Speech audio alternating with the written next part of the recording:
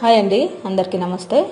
నేను ఈరోజు ఒక మంచి క్యారెట్ తురుము పచ్చడి చూపిస్తున్నాను. మీ కోరిక మేరకు మరొకసారి ఈ క్యారెట్ తురుము పచ్చడి చాలా రుచిగా ఉంది, చాలా బాగుందని అడిగారు. మరొకసారి మీకోసం ఈ వీడియో చేస్తున్నాను. ఓకేనా ఫ్రెండ్స్, ఇది మనకి క్యారెట్ ఒక 7 తీసుకొని తురిమేసుకోండి. ఎడ్జీలు కట్ చేయండి. ఎడ్జీలు కట్ చేసి మీరు తురిమి పెట్టుకోండి సన్నగా, లేదంటే ముక్కలుగా కట్ చేసి మిక్సీ అయినా వేసుకోవచ్చు.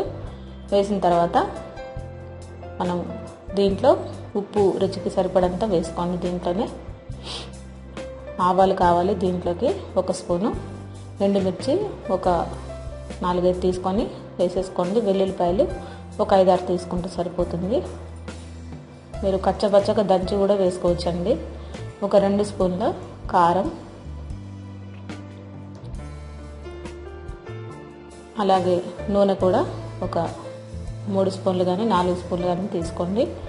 జీలకర్ర ఒక 1/2 స్పూన్ తీసుకుంటే సరిపోతుంది. ఉప్పు మీ రుచికి సరిపడా.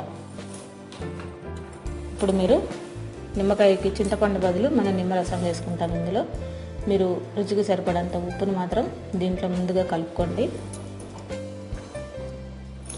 కలిపిన తర్వాత దీంట్లోనే కారం కూడా చూసి వేసుకోండి. ఎందుకంటే ఇది ఎక్కువగా కారం అనిపించట్లేదు కాబట్టి ఈ కారాన్ని నేను 3 స్పూన్లు వేసాను. ఒకవేళ ఘాటు ఎక్కువగా ఉంటే మాత్రం చూసి వేసుకోండి. వేసిన తర్వాత దీంట్లో మీరు వెల్లుల్లిపాయలు కూడా కలిపేసేయండి.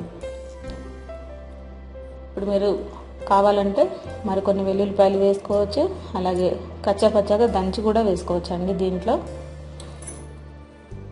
ఇప్పుడు మనం సింపుల్ పోపు వేద్దాము. దీంట్లో ఈ పోపుని కొద్దిగా 2-3 స్పూన్లు ఆయిల్ వేసుకొని, అలాగే ఎండుమిర్చి, అలాగే ఆవాలు కొద్దిగా వేగనివ్వండి. వేగిన తర్వాత జీలకర్ర కూడా దీంట్లో వేసేసుకోండి. కావాలంటే మీరు కొంచెం ఇంగు కూడా వేసుకోవచ్చండి, వేయలేదు. ఓకేనా ఫ్రెండ్స్, ఈ తాలింపుని దీంట్లో వేసేసుకోండి. ఇది మనకి మామూలుగా ఒక 4-5 డేస్ నిలువ ఉంటుందండి, ఎక్కువ నిలువ ఉండదు. జాగ్రత్తగా మీరు ఒకవేళ స్టోర్ చేసి ఫ్రిడ్జ్లో పెట్టుకుంటే ఒక 1 వీక్ వరకు ఉంటుంది. ఓకేనా ఫ్రెండ్స్, తడి లేకుండా చూసుకోండి. చివరిగా మీరు నిమ్మరసం వేసేసుకోండి. ఒకవేళ చింతపండు కావాలంటే కొద్దిగా ఉడికించి ఆ చింతపండుని దీంట్లో వేసుకోవచ్చు మీరు.